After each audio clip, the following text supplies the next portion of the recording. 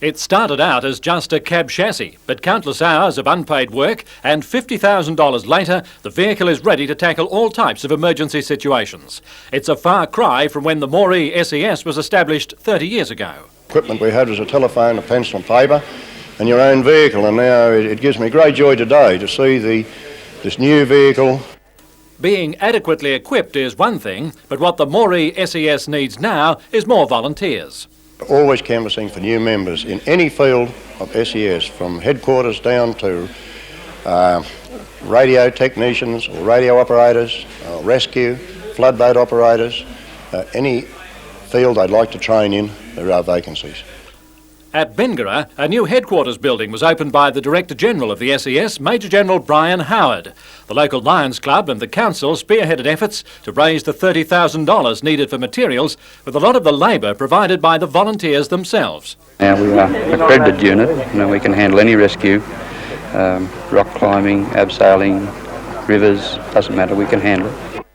To mark the opening, members put on an impressive display of their well-practised rescue techniques.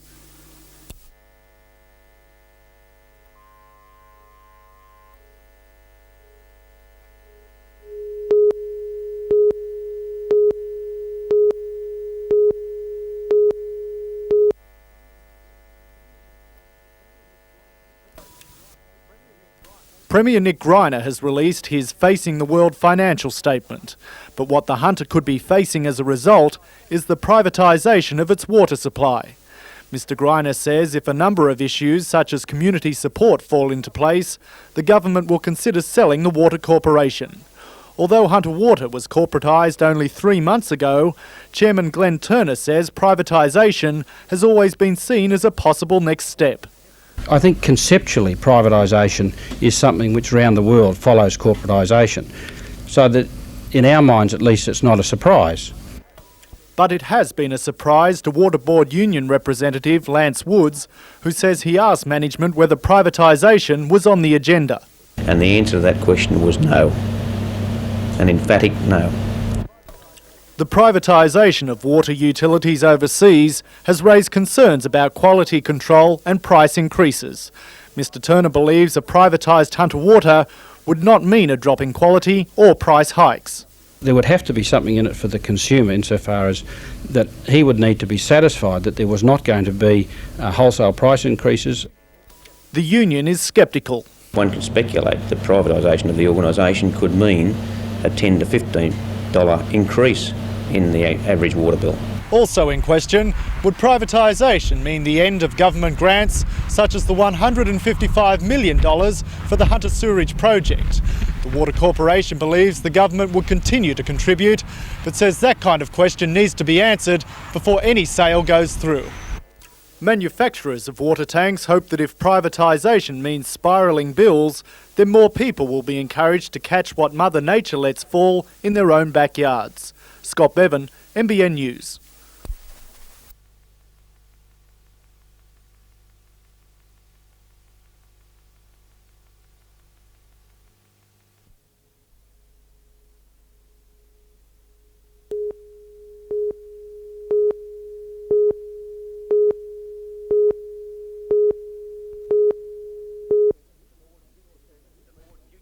The Ford Futures Circuit has moved from Sawtell to Newcastle, with the Masters a culmination of an important couple of months for players from Australia, Holland and New Zealand, with a chase for world ranking points the ultimate goal.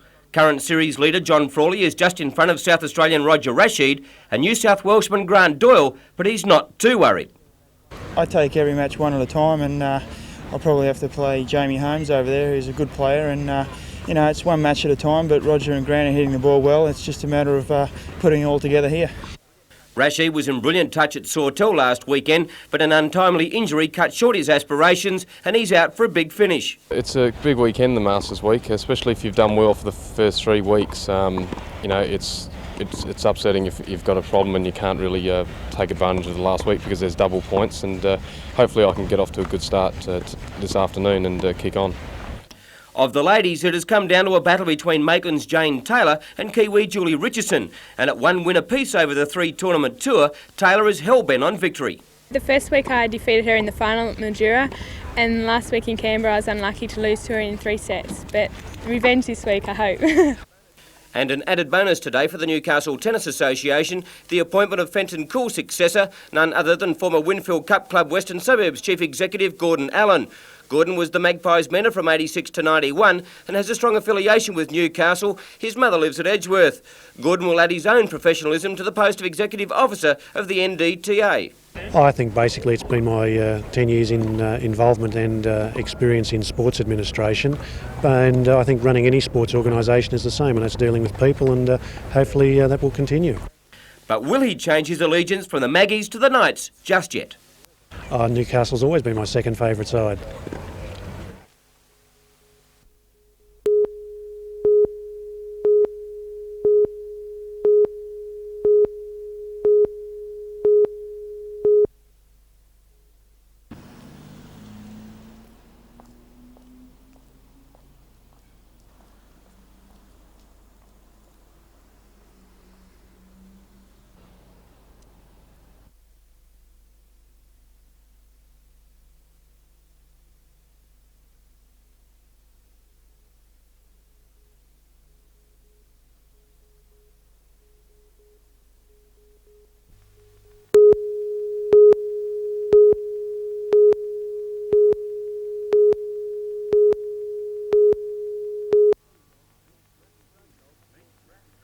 Meet RAF Drug Dog 1262, otherwise known as Chevy. He's top dog in the RAF's Detector Canine Unit. The unit has been formed to inspect military installations, cargoes and personnel for illicit drugs and military or commercial explosives. Chevy and his handlers have been on a country New South Wales recruitment drive in search of golden retrievers, Labradors and German Shepherds to join the ranks. Drug detection is a game for the dogs. By the end of a 10-week intensive training course, they can identify even a minute trace of heroin, cocaine or cannabis in mail or luggage. Explain what sort of dog it is you're looking for. Absolute fanatical retriever. The sort of dog, if you were to drop his ball into a bucket of water, he'd be quite happy to put his head into that bucket of water to retrieve it. The lights are on, no one's home. He's an absolute idiot chaser. The sort of dog would actually tear up your backyard, bit of a problem dog, takes the clothes off the line, that sort of thing. Now, if someone's got one of these dogs, how can they get in touch with you? Well, if they can contact either RAF base at Williamtown to the police dog section there, or phone us in Sydney at number 2 Stores Depot, we'll send a team up. They'll give the dog a little test just to see how fanatical he is, if he'll make the grade, and then we'll take it from there and put him on one of our 10-week training courses.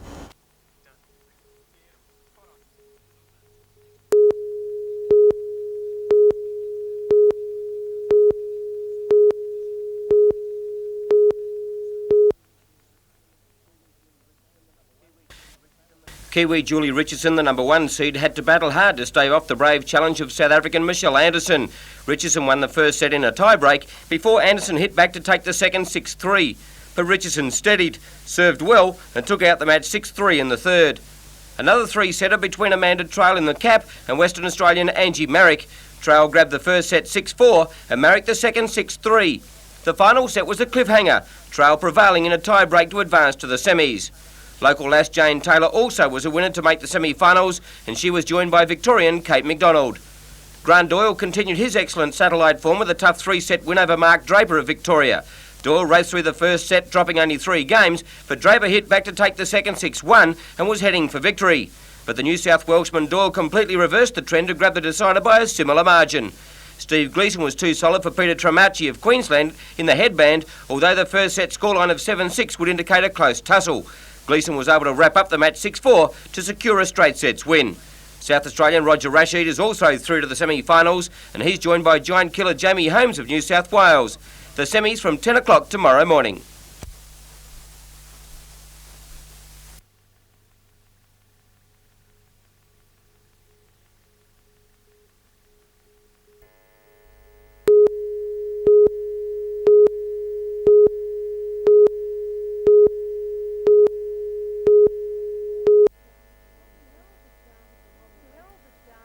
To herald the start of the long-awaited project, a 12-metre cutter suction dredge arrived on a semi-trailer from Rutherford today.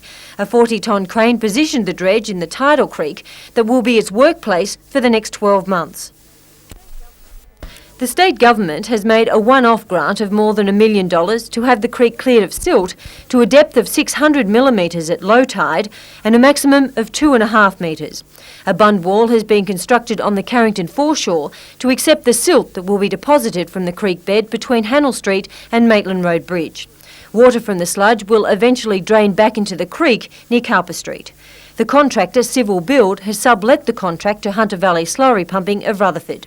When completed, it's hoped the creek will have water from bank to bank for small pleasure craft to enjoy pollution-free aquatic activities.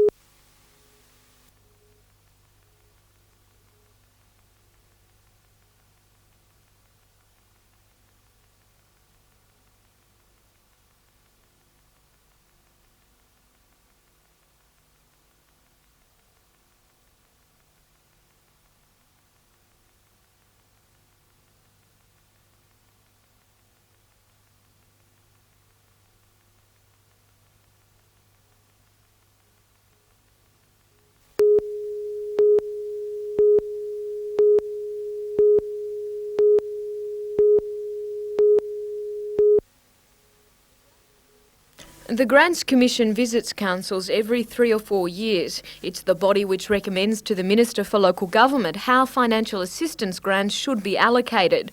Last year, Newcastle City Council received $6.19 million in government aid, and this year they're hoping for a similar amount. According to Lord Mayor John McNaughton, many of council's expenses are regional and should not be borne by Newcastle ratepayers alone. There are other elements as well, like the fact that we run the regional museum and the regional art gallery. Now the ratepayers of Newcastle foot the bill for that, for the whole of the region. There are many things like that which we have as a regional capital. Included in Council's submission are continued expenses for the 1989 earthquake, such as deferred rate notices, loss of income from the car park which used to service the demolished Workers' Club, and the cost of tourism promotion to get the city back on its feet. The Grants Commission moves on to Lake Macquarie tomorrow.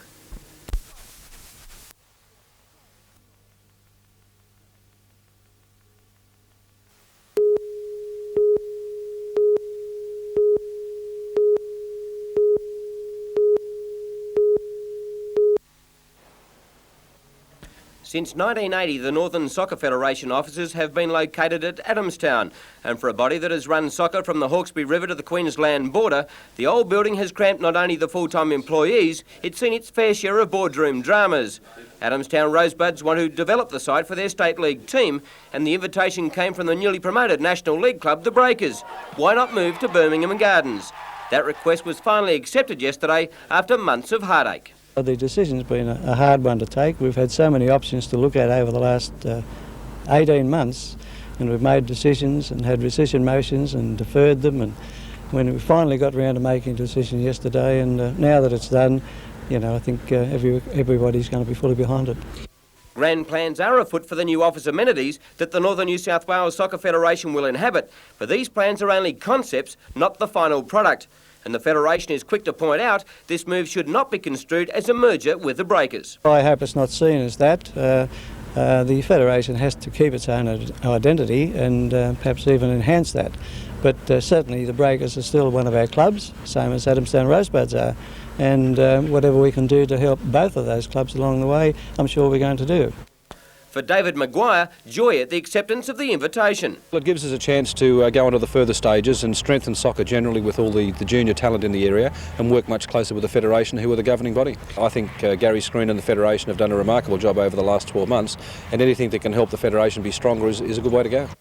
While there has been more than a fair share of upheaval in Northern New South Wales soccer in the past few years, there is a general feeling that most of the drama has been resolved, and this move can only help any lingering problems to disappear. They used to be there, but certainly in the last 2 years we've worked desperately to try and resolve those problems, and I think the unity is there now, and the clubs are accepting the Breakers, and all the soccer people are accepting the Breakers. They've had an exceptionally good season. Move in the right direction to totally unify Northern soccer.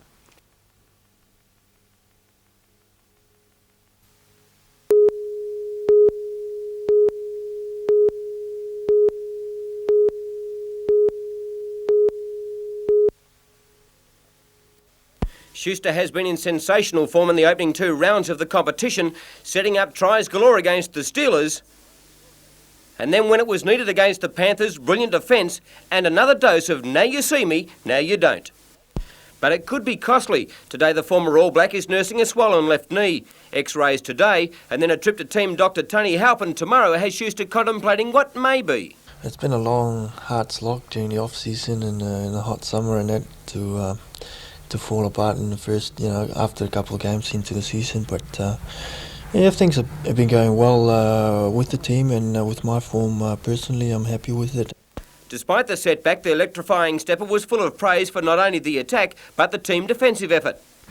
Not just throwing the ball willy-nilly, using it as much as possible and to be complimented with good defence work. It all works out well. And one of the leaders in the late charge for the first ever victory over Penrith was old warhorse slammin' Sam Stewart. But was he really going for that match-winning try? I wasn't actually. It was 6 points out in front, and we probably needed a point or two to kick ourselves clear. And the drop kick was in the back of my mind, but when Robbie McCormick had a little bit of dash from Toby half, I just followed him through and only just got there by about a millimetre. For one of the most popular players in the 5-year history of the Knights, it's a relief to be injury-free. Starting to get there. I think a couple more games and I'll be right up there, but I'm pleased to be a part of the first grade squad, especially the way things are going at the moment, and I feel good about myself and see what happens from here. Lovely.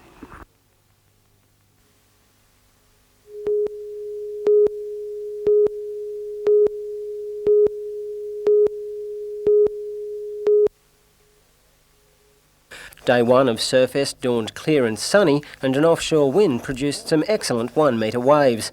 The huge field forced organisers to hold 10 pre-trials heats.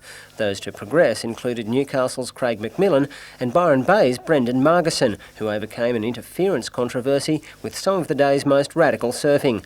The trials proper got underway as an untimely sou'easter made a mess of the wave faces. Merryweather's Dave MacArthur made the most of it though and progressed from a close heat. The big name among a host of virtually unknown up-and-comers was former top 5 surfer Mark Occhilupo. Armed with an unconventional Twinser surfboard, the man they call Occy has announced he's on the comeback trail, and he showed he's lost none of his brutal ability. Unfortunately, his radical manoeuvres were performed on smaller, shorter waves, and the judges ushered him out of the contest with a controversial 3rd placing. 34-man heats have been surfed today, but the contest is really still in its infancy. Tomorrow we'll see rounds 2 and 3 of the trials completed, and the women will also hit the water, battling it out for places in the main event and the chance to score some valuable World Championship points. Bruce McKenzie, NBN News.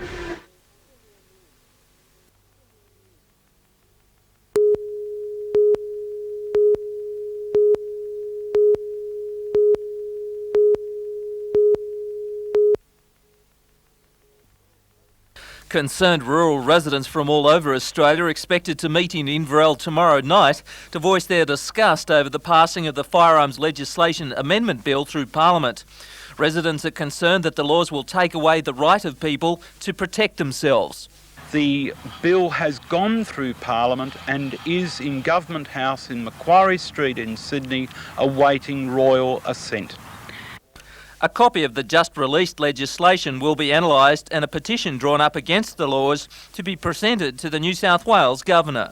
We believe that the Governor, being an ex-Rear Admiral of our Navy and of course part of our total armed services, will realise only too well how dangerous a move by government is to disarm a population.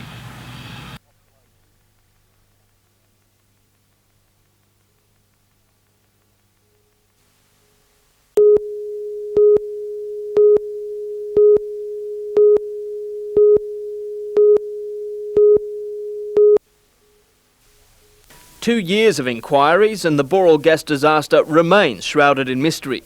No one knows what caused the terrifying ignition of 200 tonnes of liquid petroleum, but Boral now admits it was partly to blame. In the Industrial Commission, the company pleaded guilty to 3 separate breaches of safety. One was neglecting to shut off valves on the 3 massive tanks, which eventually exploded. The switch for a water spray system on site also was not clearly labelled. It was never turned on to help contain the blaze. Justice Bauer says it was only good fortune that no one was killed or injured. Even though Boral has closed this plant, he said a message had to be sent to others who store potentially deadly volumes of fuel. He fined Boral $35,000. The company also agreed to pay $100,000 to cover the 5-month investigation. How it started may never be known. At one stage, police suspected arson. A fuzzy amateur photograph showed someone rowing away from the flames, but inquiries led to nothing. Authorities have to be content with safety improvements at all fuel depots, which they say should ensure it does not happen again.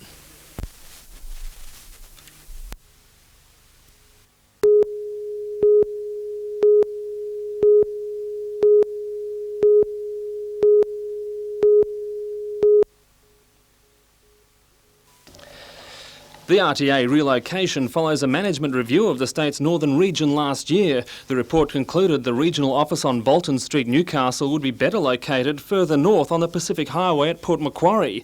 The relocation is part of a major reshuffle of available resources throughout Region North, which has already seen staff reductions of 180 people through natural attrition and voluntary redundancy. Another 75 positions are yet to go. Staff are unable to comment on the minister's decision, but it's understood many have strong reasons for believing the move is inappropriate. Although staff knew the review had been underway since July last year, today's news of the relocation came as a complete bombshell. Many were apparently reduced to tears. The relocation of the regional office will result in a drop of 40 jobs to a total staff level of 220. Member for Newcastle Bryce Gaudry says the move is another blow to the city and the many families affected. It's a brutal approach. They got a call together at 10 o'clock this morning and they're told that their jobs are to be transferred to Port Macquarie. That's 40 families in the Hunter that are going out. Staff have until April to lodge grievances with the RTA. It's expected the relocation will be completed by the end of the year. Tom Hilston, NBN News.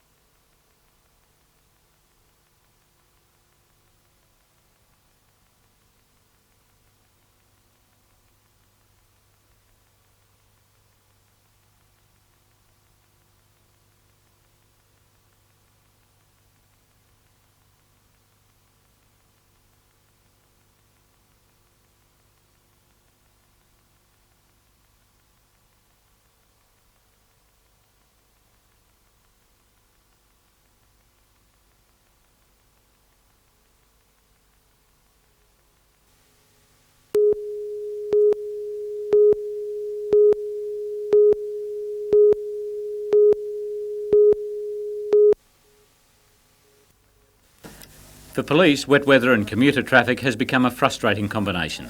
This morning on the New England Highway at Hexham, they had to unravel 3 accidents, the most serious involving 6 cars. Fortunately, no one was injured, but there was extensive damage. One driver said she was stationary and just had to sit there as following cars, unable to stop, kept on crashing, one after the other. Police are advising motorists to leave a greater gap between themselves and the car in front, particularly in the wet. Jim Sullivan, NBN News.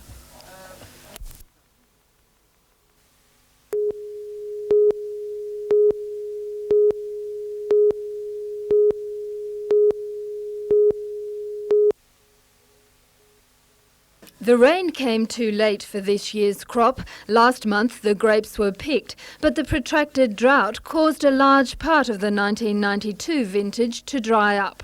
In the Hunter, it's not just the weather that's gloomy. The vignerons are despondent about the poor vintage this year.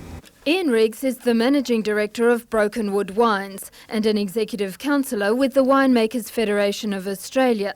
He estimates that the loss for the grape growers will be about $4.5 million. In commercial wine sales, even more dramatic. If you take an average case of a case price of $100 per case, only $8 a bottle, we're looking at a loss of retail value of around the $40 million mark. An excellent vintage was produced in 1991, but as the Hunter's yield is about to fall, it seems the demand for wine is increasing. The consumption of table wine has grown by about 4% in the last year. So the word is to get out and get those high quality wines, and then when the 92s come on the market, it's a question of be quick, grab them, because they're going to be in short supply, and I think though a few people will be surprised. There'll be some very good wines come out of the vintage. Ian Riggs believes prices will remain constant for some time. Jane Anderson, NBN News.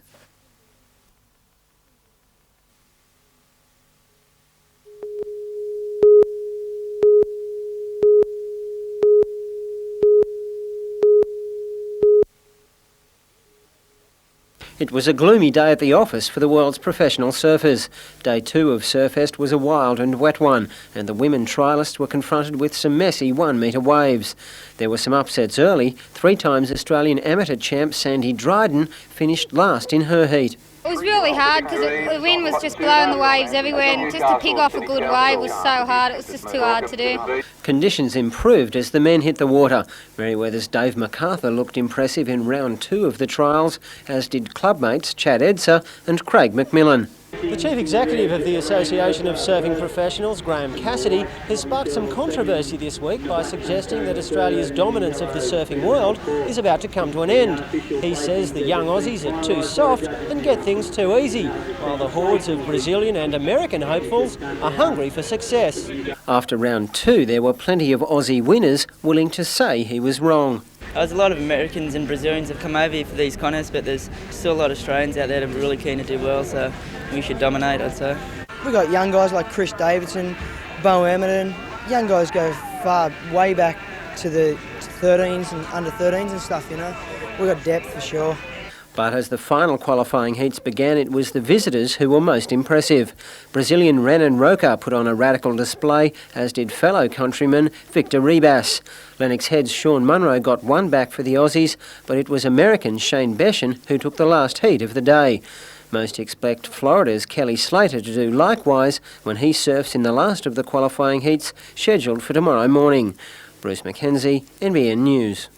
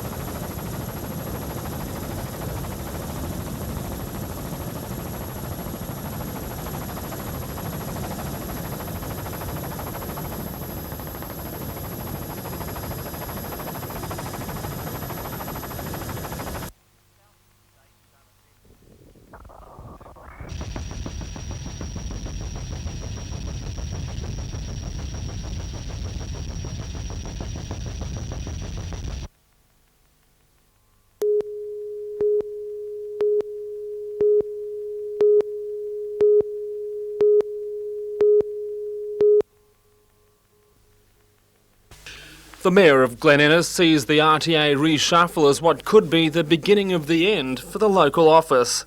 Well, the news is devastating. The news is different than what we expected. It would appear that it's different than what our local member expected as well. And the bottom line is not good for Glen Innes. He believes the cuts at administration level will not work and wants to know about the government's long-term plans before the situation turns into one similar to the SRA. We wish our politicians, our administrative people, to come absolutely clean and tell us of their ultimate program.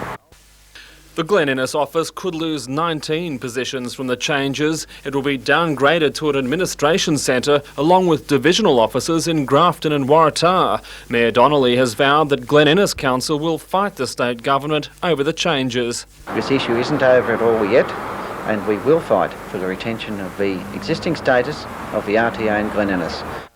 Meanwhile, the member for Tamworth, Tony Windsor, has also held talks today with the RTA over the loss of 17 jobs in the Tamworth area.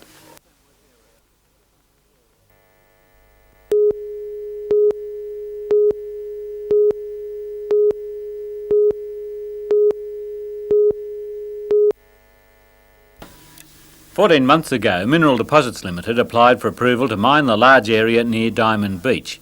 However, a decade before that, the National Parks and Wildlife Service recognised the conservation value of the site, although part of it had already been mined.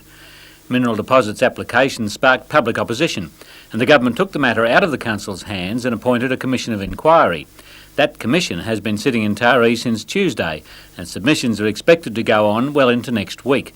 Mineral Deposits put its proposal today. We believe that the area can be turned into a nature reserve, and that the area we propose to mine can be rehabilitated and included in that nature reserve for the future enjoyment of generations. And we must look beyond the time frame of short-term political expediency in making these sorts of decisions. The economy cannot rely on simply making decisions on a short-term, ad hoc and emotional basis.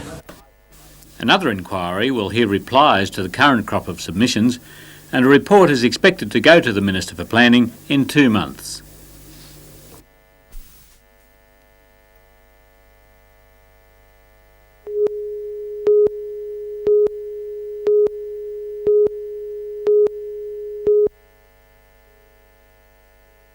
Since they commenced combat in 1988 at a muddy international sports centre, the Sharks and the Knights have engaged in some sterling contests with a record 2 wins apiece and a 10-all draw in that first encounter.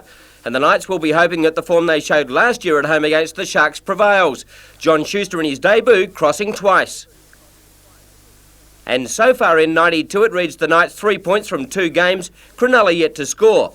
But it's that fact that has had the Knights on edge all week. I think probably the most important thing to reflect on is that if you put yourself in the situation where Cronulla are, we need to be aware of how they would be feeling at this very moment, and we spent a bit of time just turning the dice over, so to speak, and reflecting on how they might feel, and trying to improve those areas that we thought we fell down in last week. And when you look at the Sharks lineup, it's not short on talent. Enningshausen, Miller, Davidson, McGaw and Truella, along with 5/8 Michael Speechley. John Schuster should be fit for the Newcastle Knights, and their backline will be keen to keep the baying Wolves in reserve grade quiet for another week. The forwards present a huge task for the Sharks. It's the all-round strength of the club at the moment that's pleasing David Waite.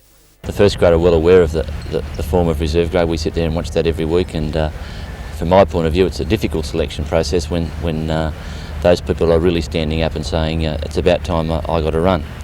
The form of both grades has been very, very good, and I hope that just continues so that the season is spent with that healthy attitude in the club.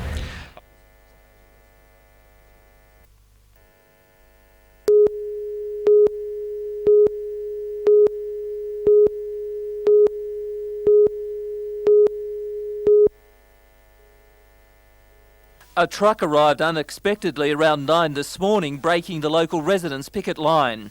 The removalists loaded up with trolleys, special beds, monitors, ventilators and stock. 2 days ago, the Area Health Board failed in an attempt to take out eye surgery equipment. Today, they took what they wanted.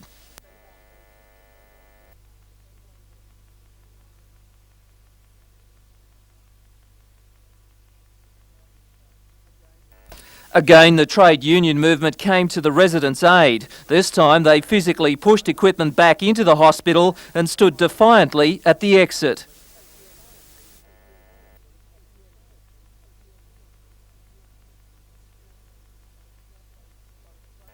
But a truckload of gear had already gone. Police converged on the site, but tempers cooled and the protesters sat stunned. The men were crying, and that's the part that upset me, because they've hung on and hung on. The picketers, some in their 70s and 80s, have been on this site 24 hours a day, 7 days a week for the last 8 months. But today some admit they're getting tired, and this may be the beginning of the end. Area Health Board boss Dr Tim Smythe was in Sydney today, but said he would visit the picket line next week. The removalist company, which worked on behalf of Dr Smythe, has been warned off other sites by union officials. Peter Ryan, NBN News.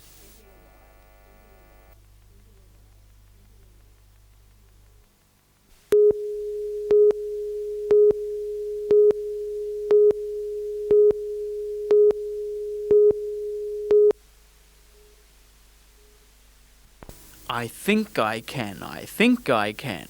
Slowly they ground into life. Maitland Railway Station hosting a celebration of the steam era.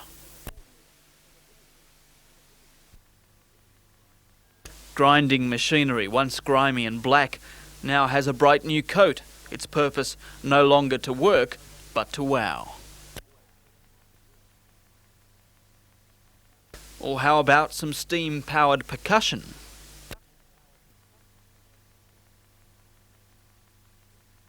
When that whistle blew, it was too loud. The XPT came and went unheeded, all necks craned to see the star of the show, Steam Engine 3801.